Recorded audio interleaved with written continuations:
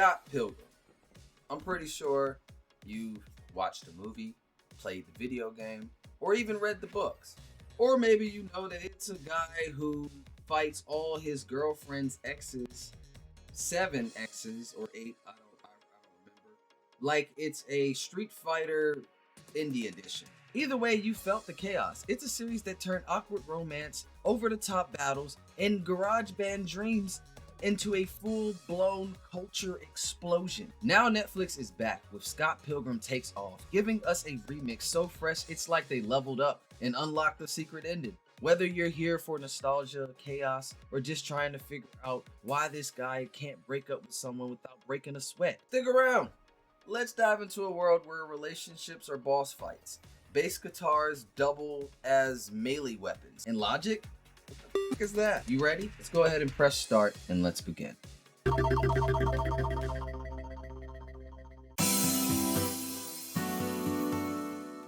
Scott Pilgrim is a graphic novel that was written and illustrated by a Canadian that goes by the name of Brian O'Malley. O'Malley is known for creating Seconds, a graphic novel about a young woman in time travel, and Snot Girl, a comic series about a fashion blogger with a bizarre secret. Scott Pilgrim series ran from 2004 and 2010 with 6 volumes. Scott Pilgrim's Precious Little Life is what it began with in 2004, and then it was Scott Pilgrim vs. the World in 2005, Scott Pilgrim in the Infinite Sadness in 2006, Scott Pilgrim Gets It Together in 2007, Scott Pilgrim vs. the Universe in 2009, and then we all ended things with Scott Pilgrim's Finest Hour in 2010. The Scott Pilgrim vs. the World video game was released in 2010. It was a side-scroll beat-em-up gaining a cult following. It was re-released in 2021 with Scott Pilgrim vs. the World, the game, Complete Edition. And now let's get into how I got introduced to Scott Pilgrim vs. the World, and that is the live-action movie that came out in 2010. The live-action film Scott Pilgrim vs. the World hit theaters in 2010. Directed by Edgar Wright, with a screenplay co-written by Wright and Michael Bacall, it starred Michael Cera as Scott Pilgrim, Mary Elizabeth Winstead as Ramona Flowers, and featured a star-studded ensemble included Chris Evans, Anna Kendrick, Brie Larson, Kieran Culkin, Aubrey Plaza, Brandon Roth, and Jason Schwartzman.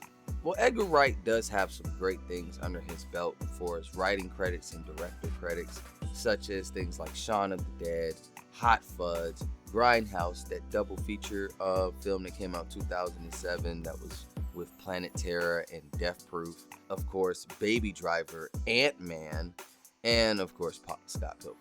Now the Scott Pilgrim universe continues with the 2024 Scott Pilgrim anime titled Scott Pilgrim Takes Off. That's a lot of times to say Scott Pilgrim's in one sentence. I'm sorry. Released on Netflix, the anime is written by Brian Lee O'Malley with Ben David Grabsniski? Look, I'm sorry if I butchered that. Serving as the showrunner and the executive producer. The studio behind the anime is Science Saru, a Japanese animation powerhouse known for projects like Devilman Crybaby 2018, Keep Your Hands Off Zokin 2020, and The Heike Story 2021. 2021 Star Wars Visions, 2014 Garo the animation, 2020's Japan Sync, which also came out on Netflix, and last and certainly not least, because it was maybe one of the most controversial animes for 2024, but certainly was one of the most popular animes to come out in 2024, and that is Dandadan. And Saru's vibrant animation style brings a fresh energy to the Scott Pilgrim world. And it's also starring Michael Cera as Scott Pilgrim, Mary Elizabeth Winstead as Ramona Flowers, and featured a star-studded ensemble included Chris Evans, Anna Kendrick, Brie Larson, Kieran Culkin, Aubrey Plaza, Brandon Roth, and Jason Schwartzman. Wait. Hold on, let me check this real quick. Yeah, I mean, everybody came back for their roles. They didn't miss a beat.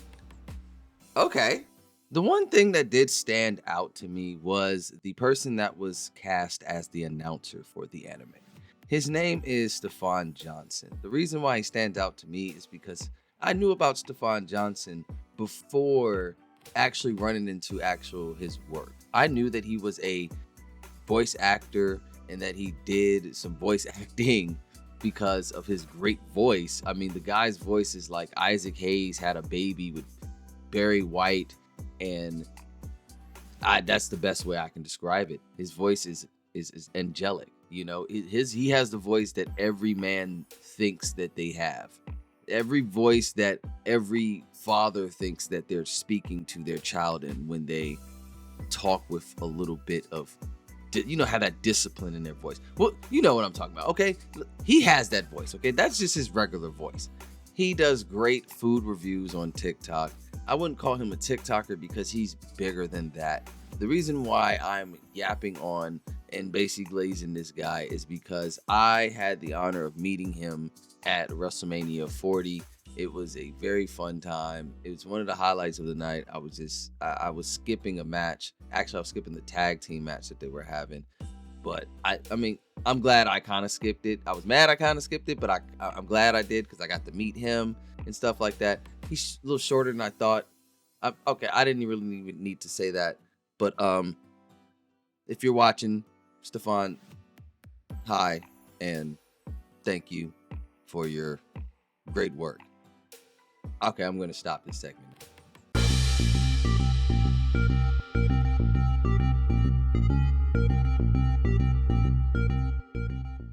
All right, let's talk about the plot. At first, it feels like you're going to get an anime adaptation of the original story. Scott Pilgrim, he chases after Ramona. He finds out that she has 7 ex-boyfriends that's ready to, exes, I can't just say ex-boyfriends, but exes that are ready to battle him to the death for her love. You've seen the movies, you've read the comics, you've probably played the game. This is where the anime gets a little different. In the first fight, when he fights the ex at the concert, Scott is vaporized. He just vanishes. He's just gone. And then you're like, what the just happened? And suddenly you realize this isn't just an anime adaptation, it's a whole new take on the Scott Pilgrim universe. It catches your attention, it keeps you guessing, it makes you want to see where this ride is going to take you. However, meanwhile the twist is a solid hook, the plot does struggle to keep up the same level of excitement throughout. Some parts feel like a bit rushed or too familiar, especially when it comes to the pacing and the character's motivation. It's as if the anime tries to balance the quirky charm of the original while introducing new elements, but doesn't always nail the balance. That's why I ended up giving Scott Pilgrim's plot a 2.1 out of 10. I love the fact that things transition to Ramona and we focus on Ramona, but there is some, like I just said, there's some imbalance to it.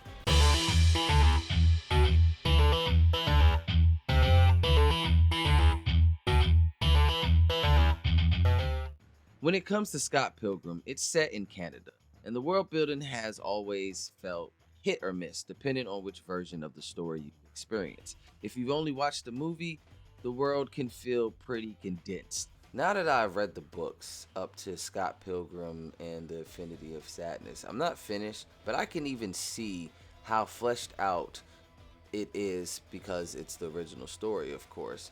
But the books dive deep into the characters, the relationships, and the world around them. For example, there's a deep hatred that Wallace has for Envy, something you don't really see in the movie and obviously not in the video game.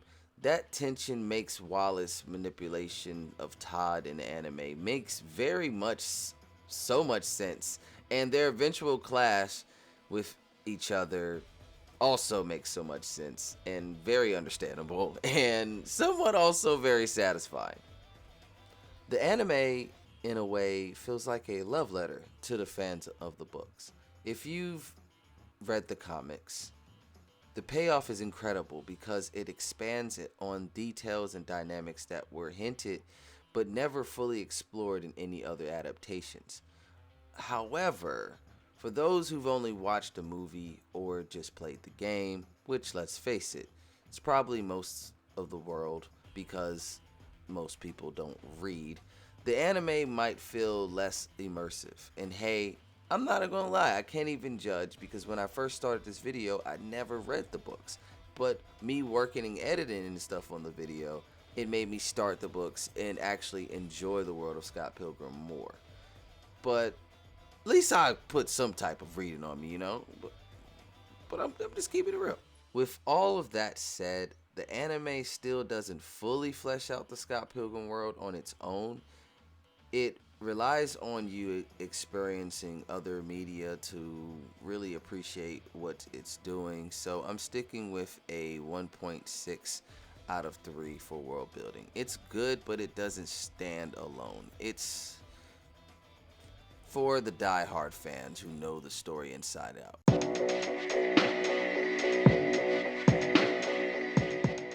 When it comes to the character development, it's somewhat surprising. In the movie, Scott Pilgrim is this timid, unsure guy who's even uncertain about his music, his life, and his relationship.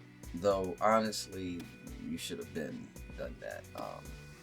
Knives, underage, come on now. But it's not until he meets Ramona that we start seeing him grow. He discovers how brave he can be and how he is willing to fight for what he wants. With each fight against the X's, more of the real Scott Pilgrim starts to shine through. That's one of the best parts of the Scott Pilgrim movie. But in the anime, with Scott being taken out the picture so early,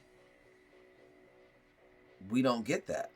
You'd think that the character development would drop, but nope, it doesn't. We actually start following Ramona, and we get a lot more depth in her character. In the movie, she was just kind of there. We never really got to know her beyond the first 15 minutes of the movie, and a brief explanation of her exes. But in the anime, we get to see her personality, her likes, her dislikes, and why she does what she does. Ramona really takes the lead here, making her the true protagonist of this series. We also dive deep into the exes' lives, finding out more about their relationships with Ramona, why they broke up in the first place. Honestly, it was a big plus to get that depth, something that the movie and the game didn't really have time to explore. Another interesting element to this story was we get a bond between Julie and Gideon. There's a whole history there that I didn't know about, but it was surprisingly compelling, and the show gives enough screen time to make it feel more meaningful.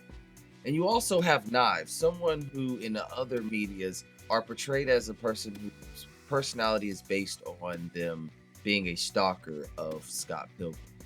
But in the anime, you can see that she actually forms somewhat of her own identity by taking over Scott's position as bass player in the band. So, with that said, I give the character development of Scott Pilgrim Takes Off a 2.5 out of 5.